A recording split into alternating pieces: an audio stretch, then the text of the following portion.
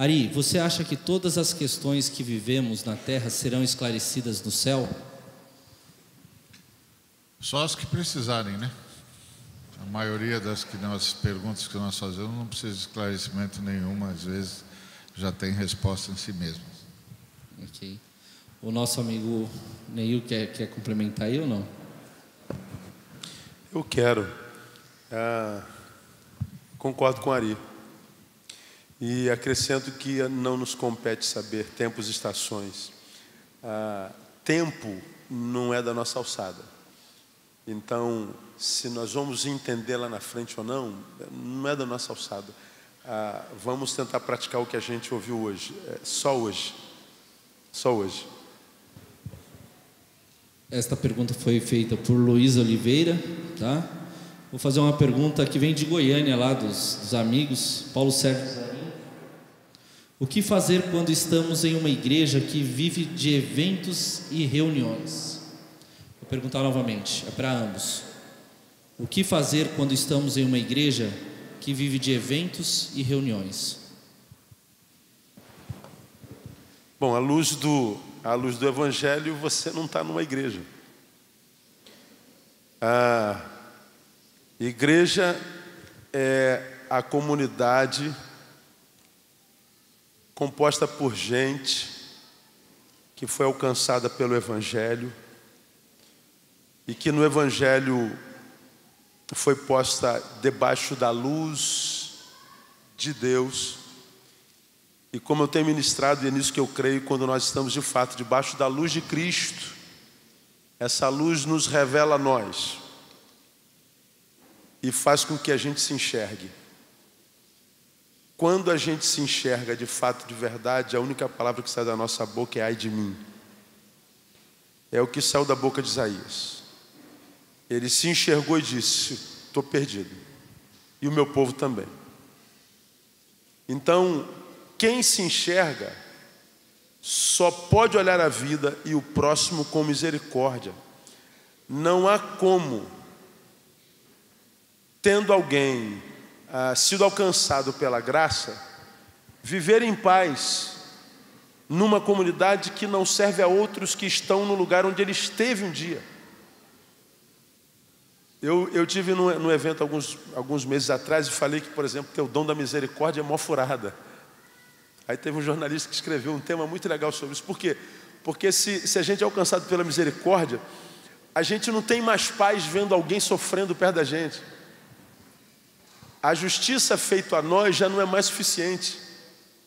Nós não suportamos saber que há alguém onde nós estivemos e sofremos tanto, sem ter a oportunidade que nós tivemos de sair de lá.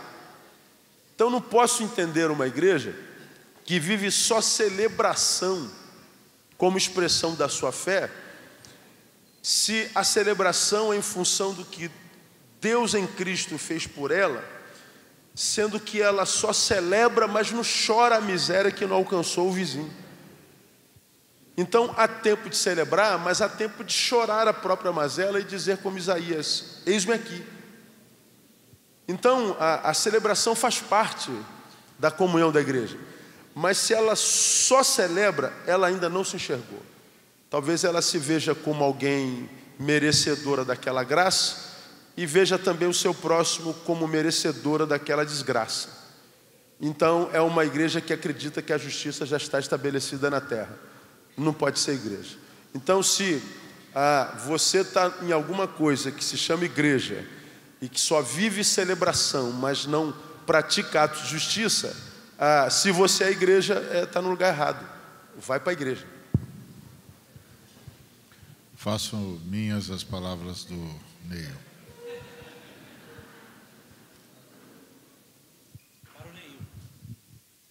Apesar de Jesus tratar individualmente com Tomé e ele o tocar, não seria relevante citar que mesmo ser verdadeiro em meio à sua crise, receber o toque de um Cristo que o entende, deve-se estar aberto ao Jesus que adverte quanto à causa da crise, no caso, a incredulidade de Tomé?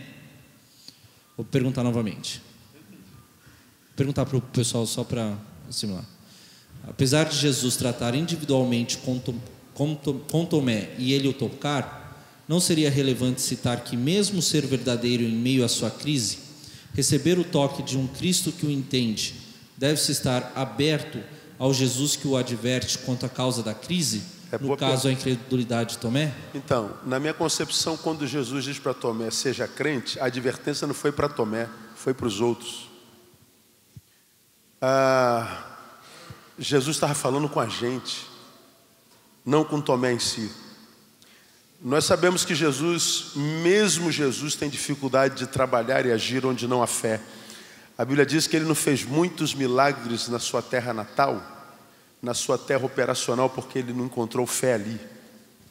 Para Tomé, Jesus voltou unicamente. Jesus não voltaria para um sujeito que não tinha fé. Então, quando Jesus diz a Tomé, porque tocastes, crestes, bem-aventurado porque vistes, crestes, bem-aventurados que não viram e creram, ele não está falando só com Tomé. Ele está falando com todos que são representados nele. Mas Jesus sabia que não era o caso de Tomé. Porque a fé não se manifesta por momentos estanques de crise, que faz com que a nossa humanidade dê a entender que a fé não mais existe lá. Como Jesus consegue transcender a crise e o que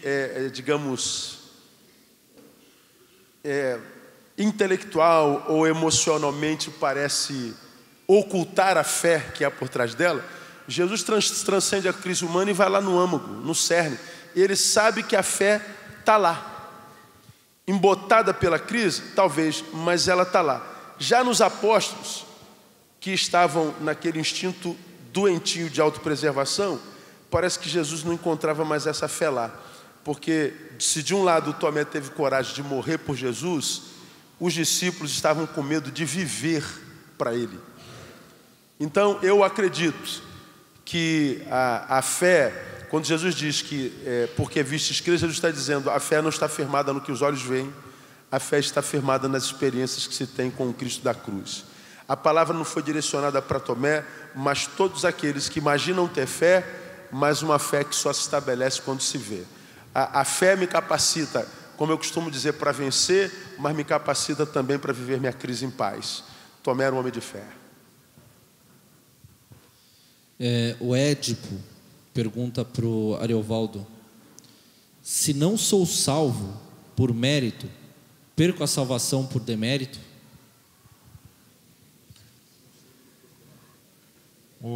A salvação é fruto do sacrifício vitorioso na ressurreição de Cristo Jesus.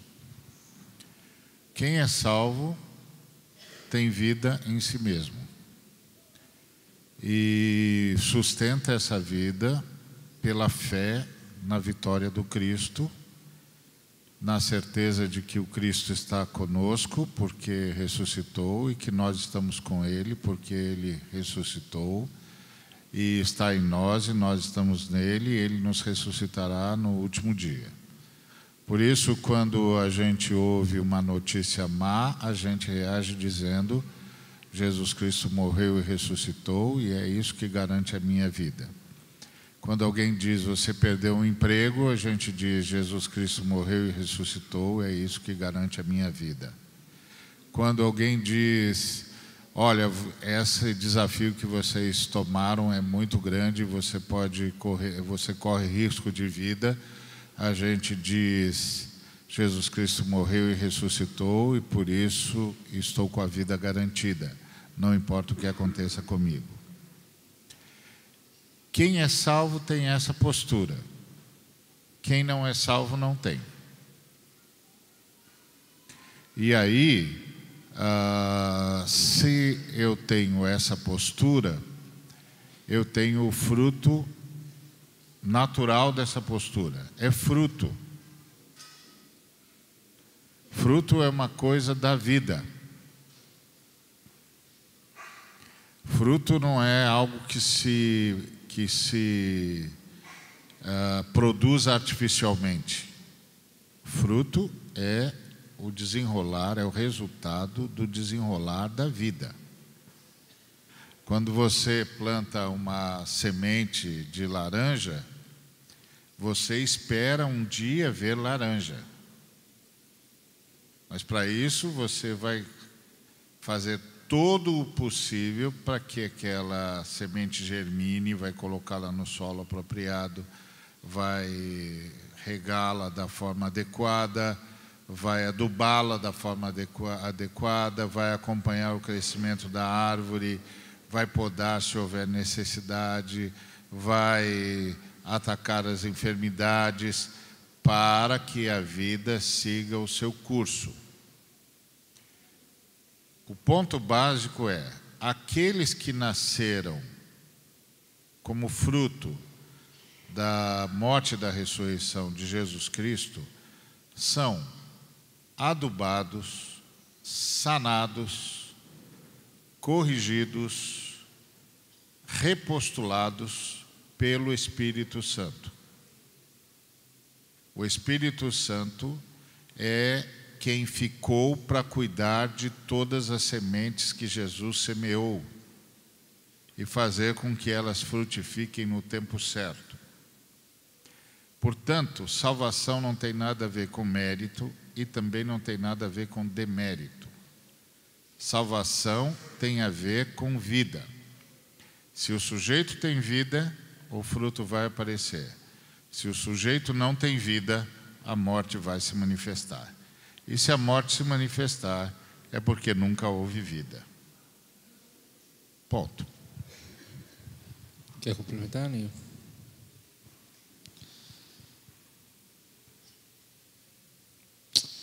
Irmãos, devido ao horário, eu vou selecionar 2 perguntas feitas pelo público daqui, tá? E as demais perguntas podem ser feitas através do nosso canal no Facebook. A gente reenvia para os nossos palestrantes, havendo disponibilidade e tempo, eles respondem e a gente reencaminha para o pessoal, tá bom?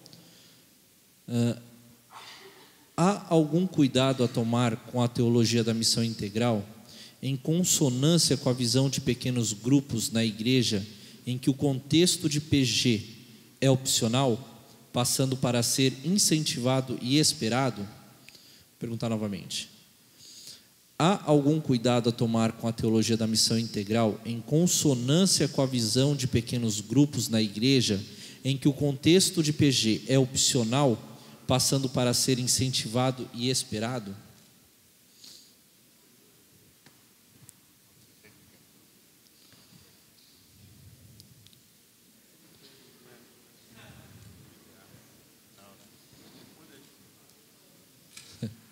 O pequeno grupo é método. Ele pode ser espontâneo, a igreja pode abrir possibilidades de ter tantos pequenos grupos quantos tenham gente interessada em abrir a sua casa e em ministrar a palavra de Deus segundo a orientação da igreja, ou ela pode fazer do pequeno grupo um meio, um método pelo qual ela se entende, uma igreja de pequenos grupos. O que torna o pequeno grupo um problema ou uma solução não é se ele é um método a partir do qual a igreja se entende, ou se ele é uma possibilidade eventual, desde que haja quem esteja interessado. É se o objetivo é glorificar Jesus. A maioria das vezes em que o pequeno grupo como método se torna um grande problema é quando ele tem como objetivo o crescimento da igreja, a solidificação do ministério A, B ou C, a construção de uma rede de comando. Nada disso é para a glória de Jesus. Aí passa a ser apenas um método de administração da instituição. A instituição que pensa assim é uma instituição que não está ocupada com pessoas, está preocupada com cadeiras vazias e quer lotar as cadeiras. Isso não vai glorificar Jesus, porque Jesus quer pessoas que o amem acima de tudo e que não que sirvam a instituição acima de tudo. A instituição tem de ser o mínimo possível para que a igreja seja o máximo possível. A vida da igreja seja o máximo possível. Então, se a instituição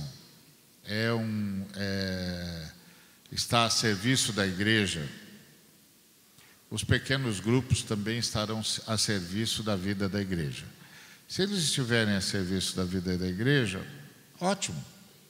Vão fazer a obra da igreja, vão glorificar o nome de Jesus, vão aprender a palavra, vão aprender a se amar, vão buscar gente para conhecer Jesus. Ótimo. Vão se reunir para socorrer os enfermos, para socorrer os vulneráveis. Vão se unir para ser efetivo na sociedade, junto com os demais grupos da igreja. Ótimo. O pequeno grupo só se torna um problema quando o fim daquela reunião não é a glória de Jesus, mas a glória do ministério, o crescimento da instituição ou a preponderância de uma filosofia. Vou voltar a citar o que o Neil nos ensinou hoje. Todas as vezes que Jesus Cristo sai do centro, a igreja se torna humanista. E toda vez que a igreja se torna humanista, ela se torna uma força voltada para si mesma.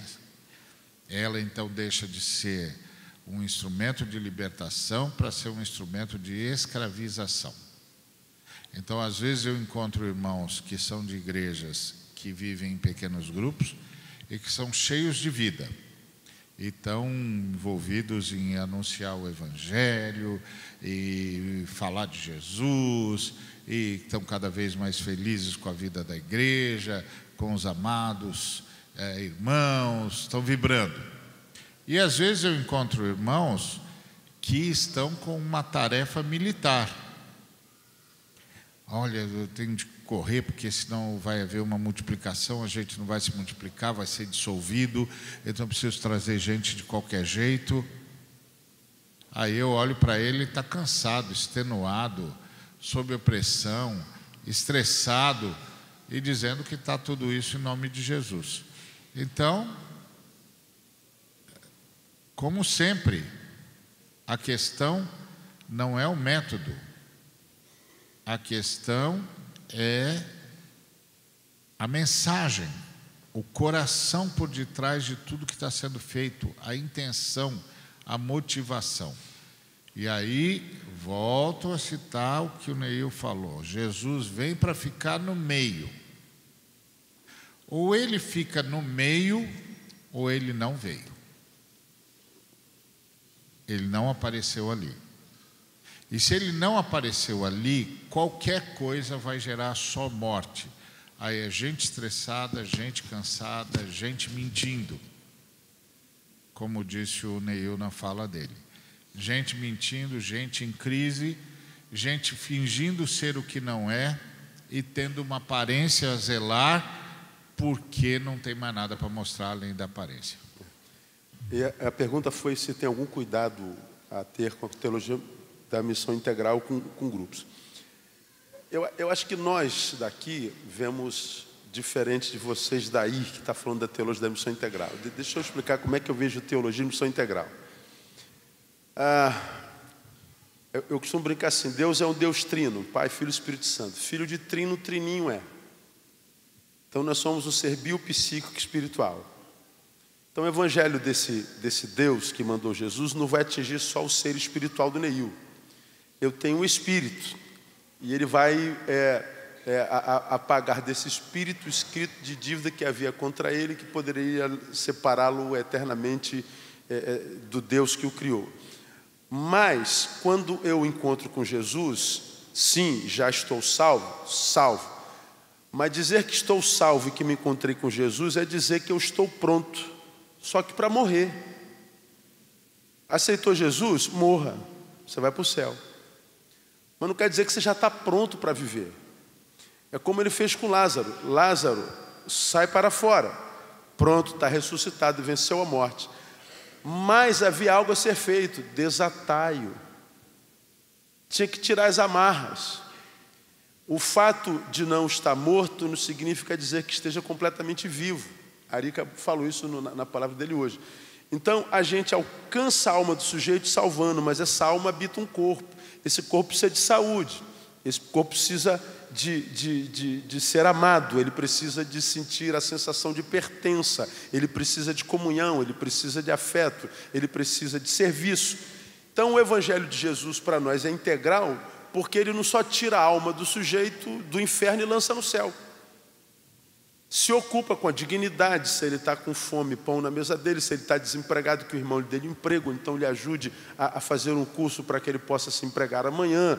Bom, ele está sem dente, vamos botar um dente no sujeito, para que o sorriso dele fique melhor, não é? Ele está com um problema coronário, o cardiologista da igreja o abençoa. Missão integral é tratar o sujeito integralmente.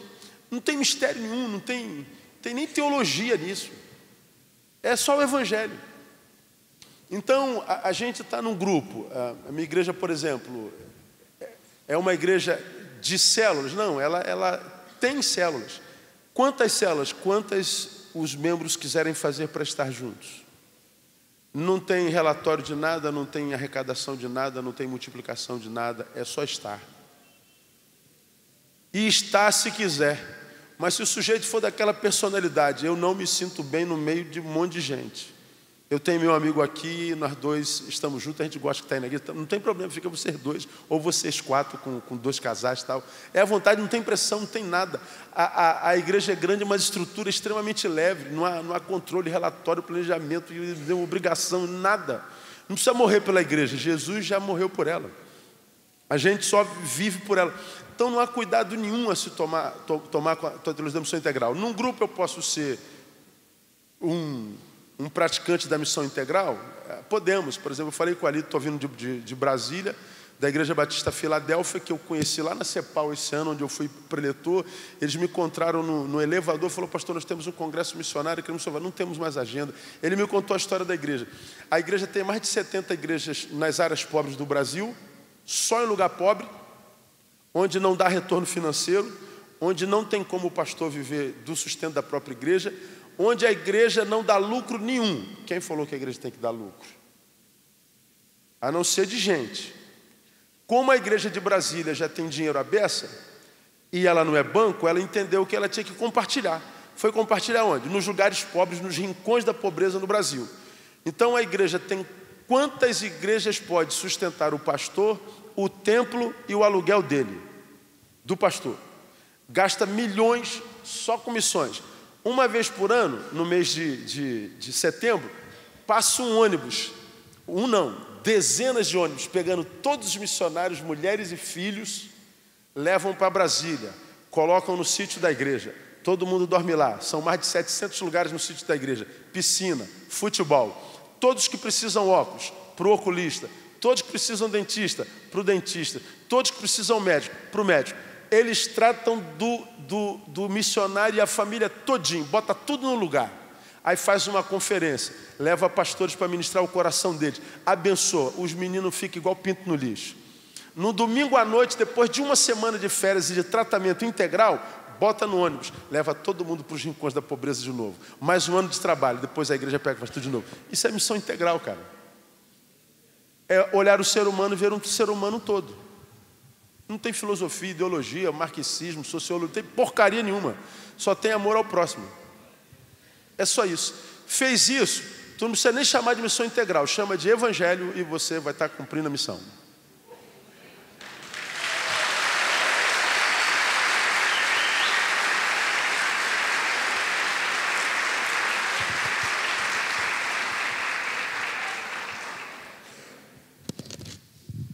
Irmãos, devido ao tempo, a gente vai ter que encerrar. Eu falo assim lá na minha igreja, quando tá bom, para começar eu tenho horário, para acabar não. Quem quiser ir embora, levanta e vai embora e pronto. Vamos ficando por aí, pronto, acabou.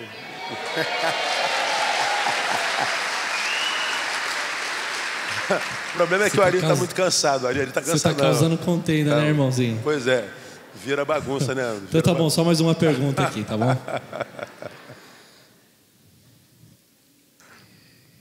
Pô, agora lascou. Isso, a minha esposa falou para não dar André, confiança para mim, não. Segura, viu? É. Joga uma baratona nele. Como manter o equilíbrio entre viver essa igreja missional sem desmotivar o ajuntamento de modo saudável?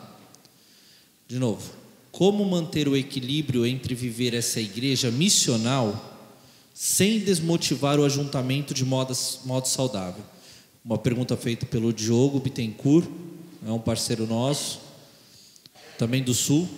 Um grande abraço aí para você, irmão.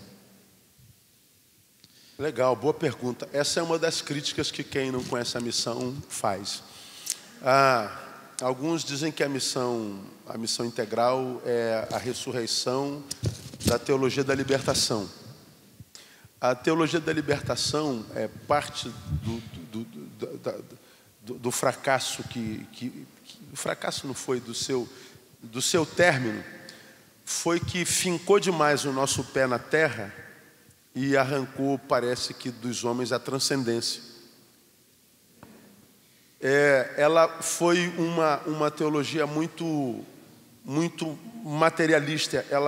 Ela cismou o ser humano, na minha perspectiva. Só viu a causa do pobre. O evangelho não é só para pobre. Os ricos são tão gente como os pobres. No ser são iguais, no ter são diferentes. Então, quando uma teologia tem um público específico, ela perde a sua legitimidade. Eu acho que a teologia da libertação estabeleceu um público específico. E a razão foi a visão que ela teve da justiça. E tão voltada por causa da injustiça, com o desejo de praticá-la na terra, ela parece que cismou esse homem e arrancou dele a transcendência. Ou seja, a ideia de sim, temos que alcançar a causa do pobre, mas esse pobre não tem carência só de pão material, mas também do pão divino. A ideia do ajuntamento, de celebrar o pão que chegou com o irmão, que tem pão também, e de irmanados, de mão dadas, olharmos para o céu e adorarmos em função do que Ele já fez, e também pelo que Ele ainda não fez, mas que nos batiza pela esperança que fará, é tão importante quanto o pão que está na minha mão. Então, nós não acreditamos no Evangelho de Jesus como sendo algo que me finca na terra e supre minhas necessidades dela. Não. Mas um Evangelho que me supra as necessidades nela, mas que também de vez em quando me tira dela para me mover no sobrenatural, transcendência, e ter contato com o divino que é transcendente. Então, na minha perspectiva, cuidar da causa do pobre, cuidar da causa da injustiça, cuidar da causa do necessitado é importante, mas eu acho que esse momento que nós temos aqui, supridos nessa causa e pelo exercício do Evangelho verdadeiro, eu acho que a celebração é tão importante como. O que a gente não pode é celebrar de tal forma a nossa vitória e que faça a gente se esquecer de que tem semelhantes nossos ainda em derrota. A gente se reúne para adorar, mas sai para servir. Quem se reúne para adorar, mas não sai para servir, vive um evangelho esotérico, epidérmico. Quem sai para adorar, quem sai para servir, mas não entra para adorar, vive filantropia. Ambos estão vivendo os extremos. Eu acho que dá para a gente fazer filantropia, se esse é o nome que a gente chama, mas dá também para adorar. O evangelho todo para o homem todo e em todo lugar. E a gente tem de lembrar que nós não vamos implantar o reino de Deus. Nós vamos sinalizar que o reino de Deus já está entre nós. Coisas diferentes. Quem vai implantar o reino de Deus é o Senhor Jesus na sua volta.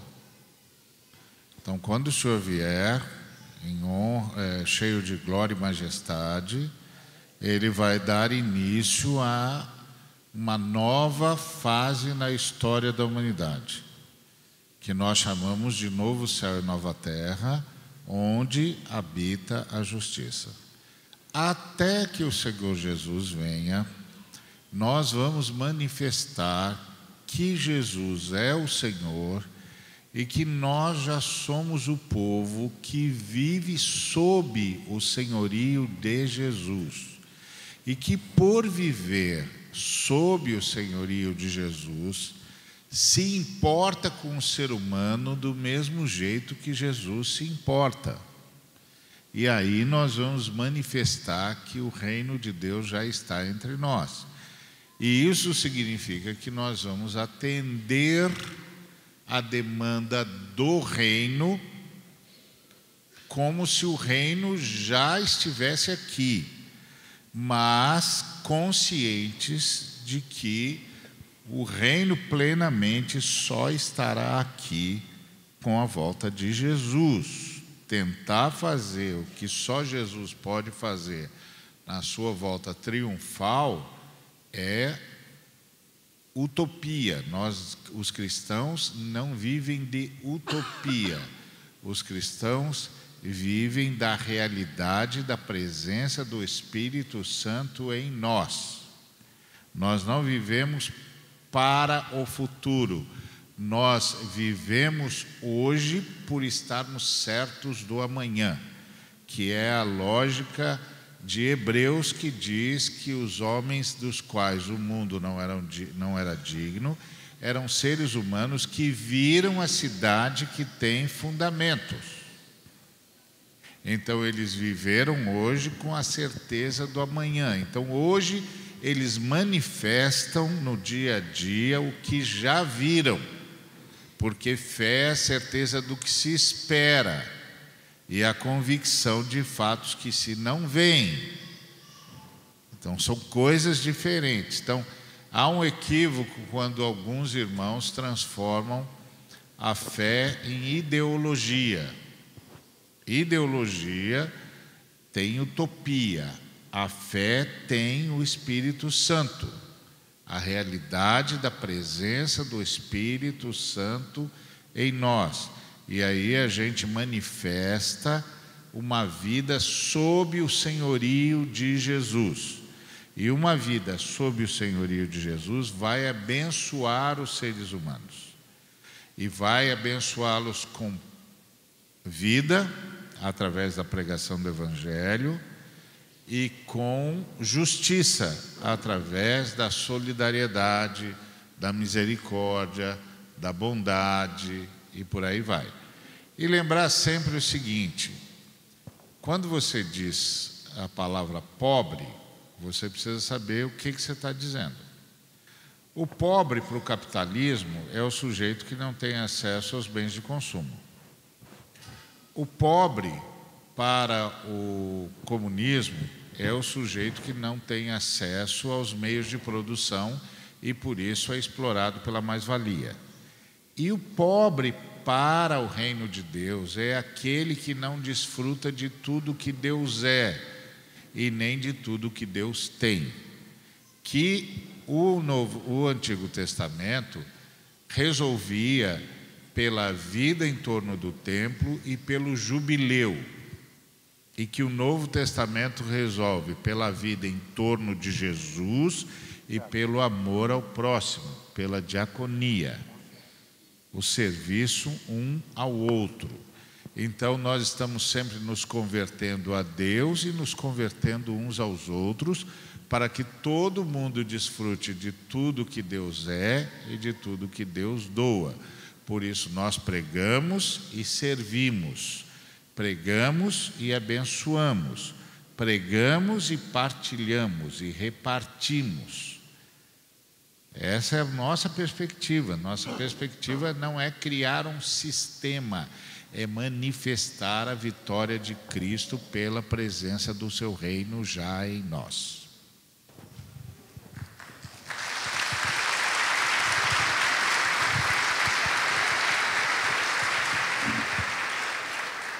Irmãos, eu gostaria só de pedir para você ficar aqui mais 5 minutinhos. Eu vou passar um recado referente a um evento que vai acontecer aqui na região, com o pastor Paulo Capelletti. Para quem não conhece, o Macarrão é um parceirão nosso também. Ele aqui está ruim, mas a gente vai divulgar através da nossa mídia, com mais detalhes, tá bom? Vai ser no dia 27 de setembro, sábado às 19h30. Isaías, qual que é o endereço?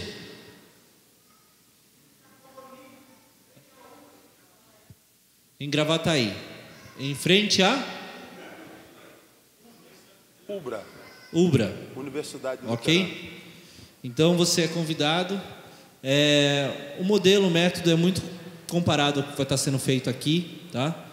É um homem que também trata de missão integral. Então você está convidado. É aberto, não é custeado, tá bom?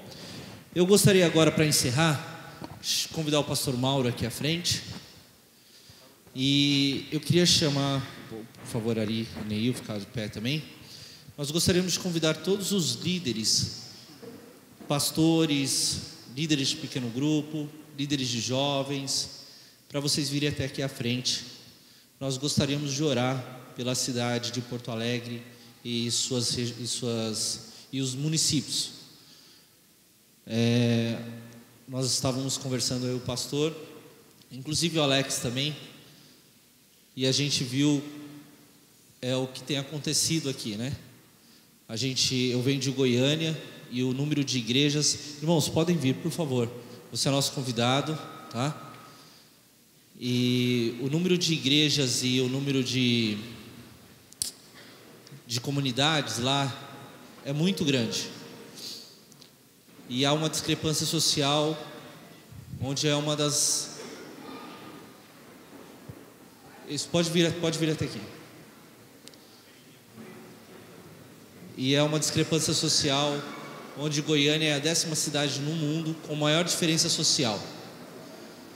Aqui na região do Rio Grande do Sul, Santa Catarina, nós percebemos que nós temos poucas igrejas. E conversando com o pastor, que a quantidade de céticos, de ateus, kardecistas, umbandistas, é muito grande. E esse mal para pela cidade. Então eu gostaria de levantar um clamor agora pelo estado do Rio Grande do Sul. E gostaria que os pastores aqui à frente orassem por vocês, porque queira ou não, como o próprio Ari falou, o próprio Neil falou, que está em nossas mãos, depende da gente. E eu acho que vocês são os maiores responsáveis por isso. Tá bom? Então, por favor. Antes da gente orar, deixa eu dar um testemunho para vocês. Eu recebi domingo de manhã na minha igreja uma missionária da Eritreia, chamada Ellen Merhani. E na terça-feira de manhã nós fizemos um café de pastores e ela foi lá também dar uma palavra. A Eritreia não tem mais evangelho, a igreja é perseguida. A Ellen, ela está em Portas Abertas, que é a da assistência. Ela ficou 32 meses presa num container, sendo espancada todos os dias. E depois de 32 meses sendo espancada, ela adoeceu de tal forma que ela foi para o hospital do presídio. Quando adoeceu demais, o médico disse que ela não tinha cura, mandaram em casa para ela morrer. E Deus a curou e ela conseguiu sair da Eritreia. E ela roda o mundo contando o que acontece na Eritreia e da igreja perseguida que a gente tem visto, o que tem acontecido mundo afora. Síria, Afeganistão, no norte da África. A semana passada nós vimos os islâmicos extremos jogando bola com a cabeça de uma criança cristã. Então, barbaridades as mais hediondas. Ela disse uma palavra interessante, Ari. Como começou a perseguição na igreja da Eritreia. A igreja dela chegou a ter 4.000 membros. E as igrejas na Eritreia cresceram. O governo viu que a igreja prosperou demais e ficou muito rica. E eles deram mais liberdade para a igreja. Mas a igreja enriqueceu e o governo viu que não houve benefício para a cidade, para o país, através da igreja que cresceu e enriqueceu. A igreja tem tanto recurso e a gente não vê a igreja colocando recurso na cidade. A igreja cresceu em número e a qualidade da vida da cidade e do país não cresceu. O governo mudou e eles começaram a perseguir a igreja e acabaram com a igreja, fecharam com as igrejas, porque disseram: vocês são inúteis, a sua fé é inoperante, a sua fé só atrapalha, a sua fé é alienante. Existirem ou não existirem dá no mesmo. A palavra dela me impactou. Ela falou: o nosso problema foi a riqueza não compartilhada. Palavras dela. Nós fomos vistos pelo país como uma igreja inútil. Eu falei: meu Deus, que nós não tenhamos que chegar a esse ponto no Brasil. Porque eu acredito que se o Rio Grande do Sul é um estado que não consegue mais ouvir o Evangelho, acho que está na hora desse estado ver o Evangelho. Se eles não conseguem mais ouvir Jesus, não acreditam mais, eles precisam ver Jesus nas ruas. E não há como ver senão através das nossas obras. Está na hora da igreja ser vista através dos seus atos de justiça. Entrar no templo para adorar, sim. Sair para servir. Que as obras de vocês sejam vistas nos caminhos. Porque o Rio Grande do Sul também pertence a Jesus de Nazaré. Não é só Goiânia, não é só Rio de Janeiro, não é só os estados do Sudeste, do Norte. O Rio de Janeiro também pertence ao Senhor Jesus, amém ou não? E que Jesus tenha liberdade para andar nas suas ruas. Reflitamos, vamos orar. Ó Deus, muito obrigado por essa noite. Muito obrigado porque nós fomos confrontados pela Tua Palavra. E não temos a menor dúvida de que Tu falastes nessa noite. Nossa dúvida é se nós ouviremos. Por isso, ó Deus, te pedimos, ajuda-nos a ouvir e demonstrar que ouvimos, praticando o que ouvimos. Nós não queremos ser uma igreja que se autopreserva, uma igreja que vive a teologia da manutenção. Não, queremos ser uma igreja espargida na cidade. Queremos ser uma igreja, ó Deus, que, como o Senhor fez, nos envie ao mundo como Tu o enviastes a nós. Queremos ser uma igreja conhecida não pelo que prega, mas uma igreja conhecida pelo que vive e pratica. Queremos ser uma igreja, ó Deus, que não diz que ama e mostra esse amor no caminho pelas obras de justiça. Usa, ó Deus, Teus filhos, pastores, líderes que aqui estão, que eles sejam, ó Deus, referências de santidade, mas de uma santidade encarnada, de uma santidade atraente, não repelente. Uma santidade, ó Deus, que é notabilizada não porque faz de um homem um santo, mas de um santo que vive uma humanidade saudável, sadia, marcada pela misericórdia, pela bondade e pelos atos de justiça uma vez mais. Porque a marca do reino do Senhor não é só comida e bebida, mas alegria, paz e justiça, Deus. Nós queremos ser essa comunidade, porque o mundo acreditará que Tu habita entre nós por causa da forma que convivemos um com o outro. Onde não há necessitado, onde não há abuso, onde não há ausência, onde não há carência, mas a marca é a justiça. Nós abençoamos na autoridade do nome de Jesus a igreja no Rio Grande do Sul. Que o mundo saiba, que o Brasil saiba que há Deus no Rio Grande do Sul, que há um povo santo nessa cidade, que a história dessa cidade possa ser mudada pelo poder do Senhor através da Tua igreja. Nós oramos assim e cremos que assim será, no nome de Jesus, o nosso Senhor. Amém. Glória a Deus.